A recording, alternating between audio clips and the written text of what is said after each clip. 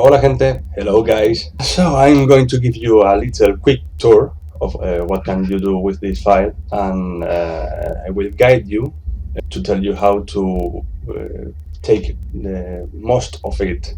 So with no further delay, let's open Blender, and as usual you will find this starter file with the default cube, the poor default cube that we always delete, but we are not going to do that.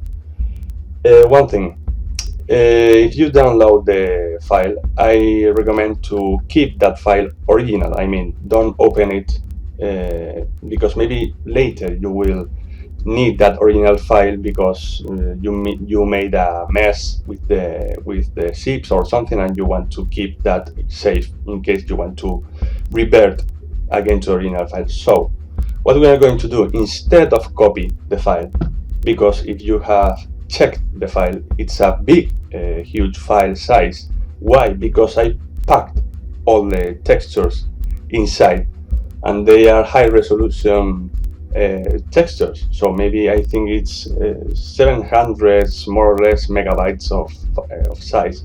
So instead of making a copy of the file with all the textures again, copy it and your hard drive going, I don't know, crazy, we are going to open a new fresh blend file, and we are going to use the feature in Blend, the awesome feature that I'm always using. It's append. We have append and link. What is the difference between these two? Maybe some of you know it, or it sounds obvious, but for example, append will make a copy of that scene. For example, I unzipped the free zip generator, you see here, and maybe you want to only import one of the objects, but in this case we want to import the whole scene because it has all the zips, all the materials, everything sorted. So we go to scene and we import it, and now if we go here, we got the whole scene with all the materials applied, but not copying again the textures. That's the difference. That's why I say do not make control copy, control paste the same file, because you duplicate the size. And then there's link, more used for studio's workflow. I mean, if I make any change here in this zip and save it, the original file will be modified too. So keep that in mind, be careful. In this case, we used append that import the things, but don't change the original file. Okay, so here we are. Don't be scared about these bad-looking zips. I set it up in a low resolution remesh here.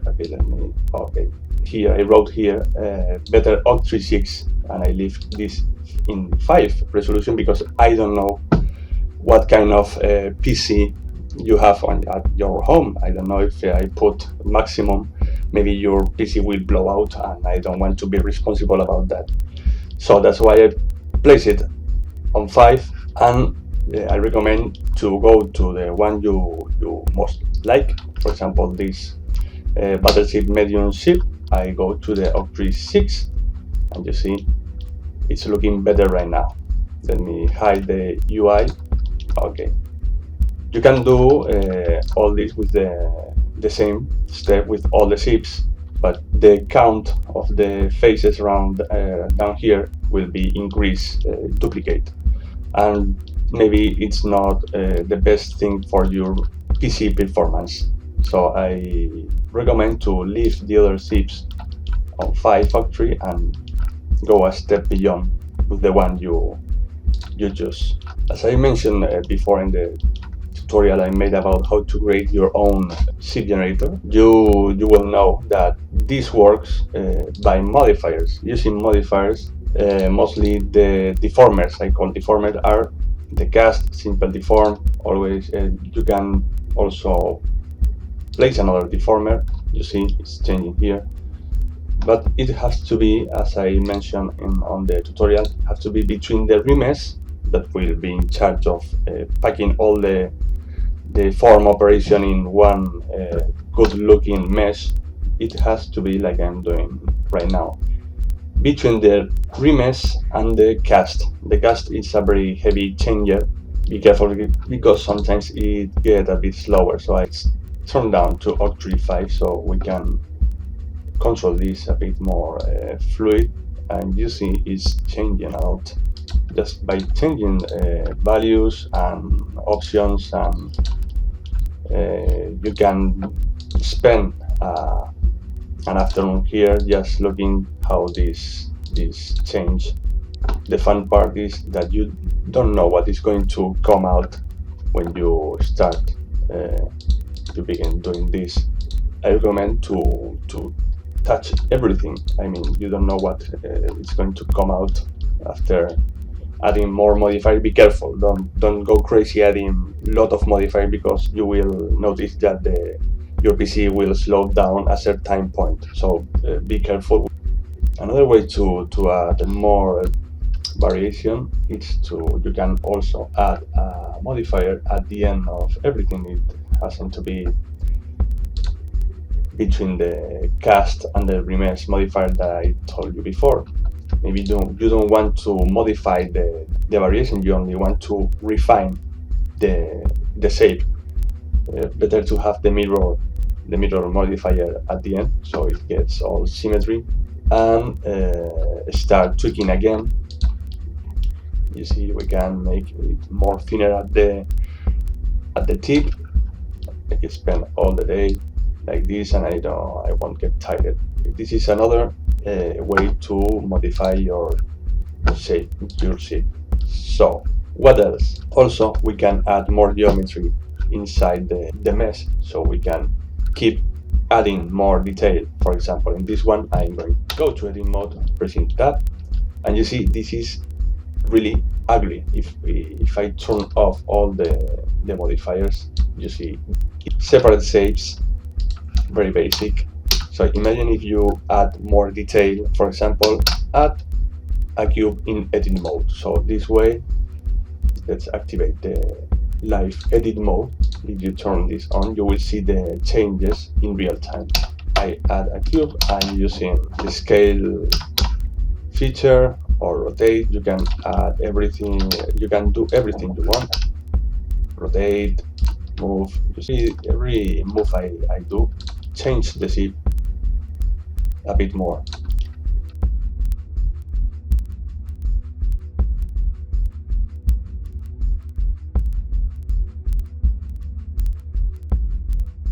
Okay, it's not looking very good right now. It's worse than before, but don't worry, we can fix this. For example, another thing we can do is to activate the proportional editing. Using proportional editing, for example, can give you another layer to deform your shape. You see, I can scroll the mouse wheel, so I can get more quantity of polygons and vertices, and move around and see what's coming out from this just by pulling using the G key. I don't know where this is going. The worst shape design I ever seen. But let's turn on the Octree resolution to 6 and see what's happened. Okay, it's a bit ugly, but that's why we can go back to the modifiers and look for another way to improve the shape. It's about of spending some time looking for that cool looking shape.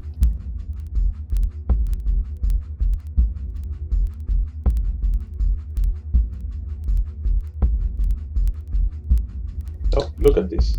We got something just by rotating on the Z axis.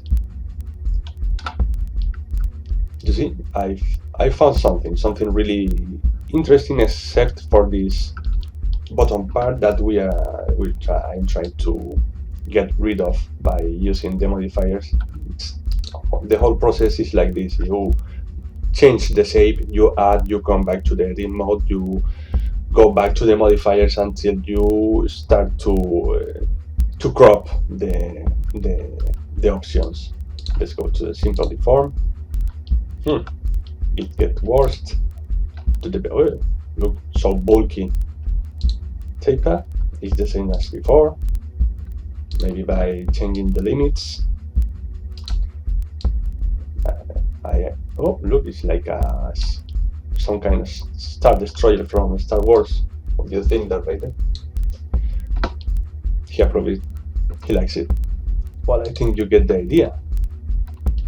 I mean, I'm going to edit mode, and I see this is the one that it's causing the. I see is this the building. So maybe if I delete the faces, all right. Yes.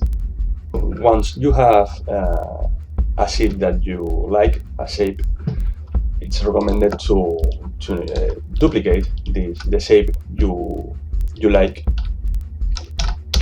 Duplicate and move. Maybe what I do is to move backwards. I mean, this way I know that this iteration, this variation came from this original file, so I can keep working on it in this one and look for another shape variation. So maybe I go like that. I don't know. Maybe like this or something. Okay, it's in 36. Like okay, let's say I find this interesting too, so I duplicate, I go back and pull down the oak tree in those that I'm not working on, because this way I can have a more smooth experience. But this one disappeared. Okay, I know that when I activate the oak tree, it comes back. Okay, I leave in right now just for visual appealing. I will leave in 6 right now. So once you got these shapes, the only thing you need to do, if you are sure and you are not going to modify anymore this shape, you can go to Object, Convert Object, Mesh from Curve, Meta. It will apply all the modifiers at once, so you don't have to go one by one. And this way you have now a shape with a nice mesh display, as you see. And it's not, this is not all. You can keep modifying this. You can duplicate, keep this shape for you, and keep modifying this one by doing the same process as.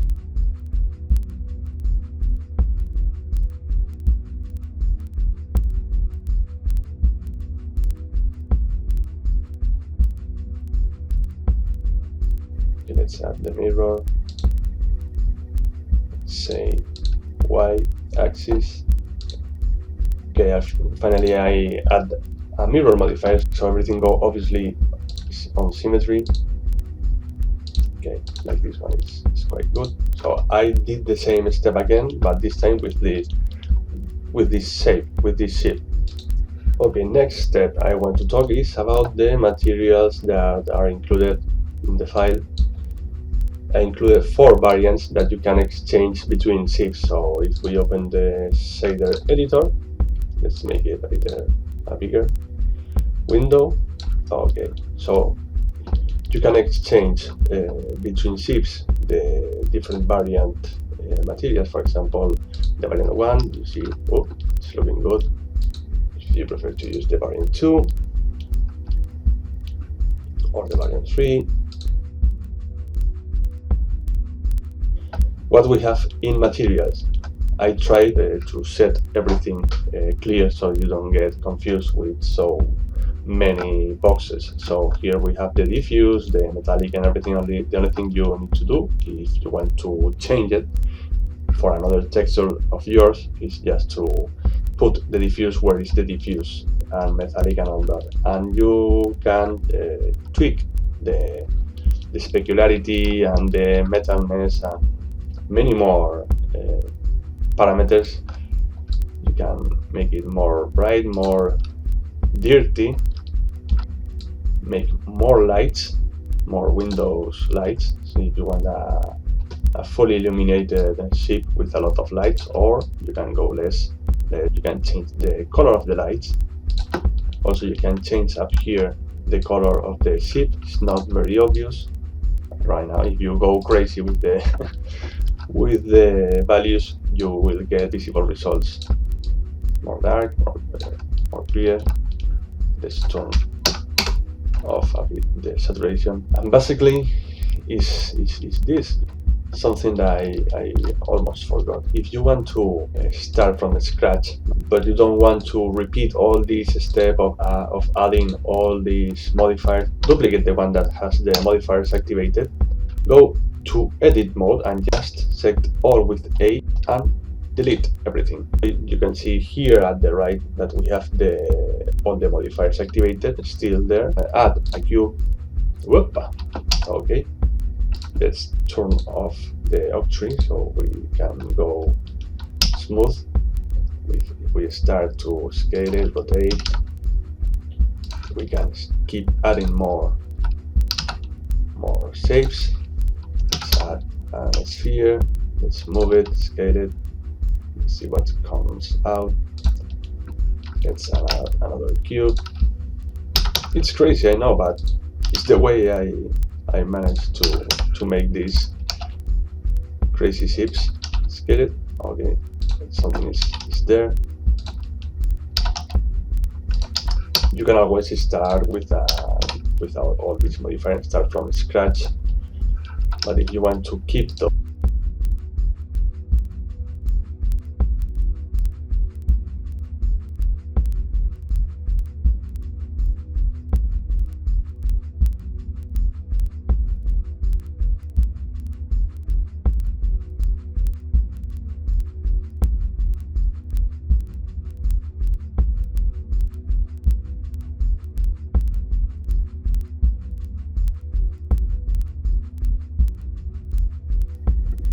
okay, we got something. At the end we got something. Let's move this to a little view. Let's check a little more. Hey, this is nice. Let's rotate set 180 degrees. You see? Something totally different to the initial ship. Oh, look. Something is there.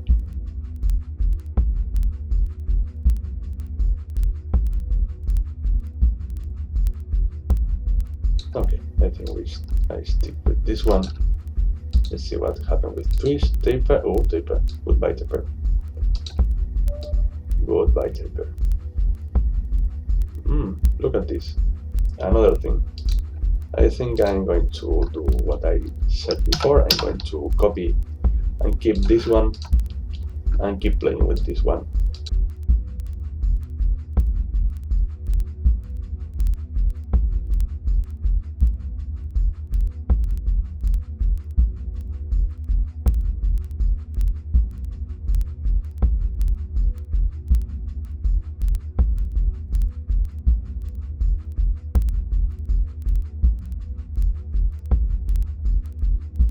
Look at this.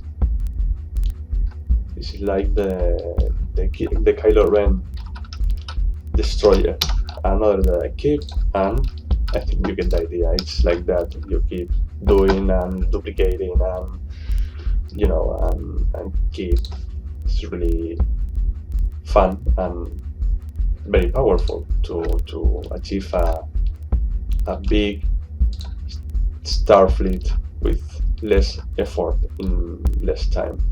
But I want to change now the shader of this one because it looks so repetitive. So I'm going to the variant 1. Hey, this is, I think this is the one that fit this kind of ship. Maybe you want a more organic rounded shape, just change the cut mode to the simple subdivision to cut mode. You can also play with the smooth modifier. Okay, I think I said everything I have to explain. I don't know if I'm leaving something behind. If I leave something, I will write this on the comment. And that's it. That's it. It's the free seed generator for you to use. You are allowed to use it on commercial, on contest projects, on every personal projects. The only thing you can't do, obviously, is to download this file and put on sale, because it's like trick the people. And the textures are free, but you cannot sell it separately. So I hope you find this useful. I will prepare a second version, because this is not over. I'll prepare a second version with ships made with metaballs, because they behave better with the changes, instead of using individual cubes and spheres. So this is a test, maybe a demo. Let's call an alpha version. I will do a second version. If you use this free generator, I have a hashtag that I created just to see what kind of ships you come up with. The hashtag is Spaceship Maker, and that way I can find you, I can find what you did with this generator, and because I'm really curious about what people come out with this spaceship generator. Okay, hope all of you are fine, staying safe at home or working. At least I want to you to stay creative and have something to play with these strange days. So that's it, people. Enjoy and make great stuff with this. I'll keep an eye on your creations, and don't forget to subscribe or follow or anything. I don't know if you are looking this on YouTube or Gumroad or something on a station, but give a thumbs up if you consider it. Okay, next tutorial will be about the basics of creating good-looking procedural shaders that, like I used in my own personal ship generator. So if you stick around, you will find out how to work with procedural shaders on Blender. So stay safe, people. Goodbye.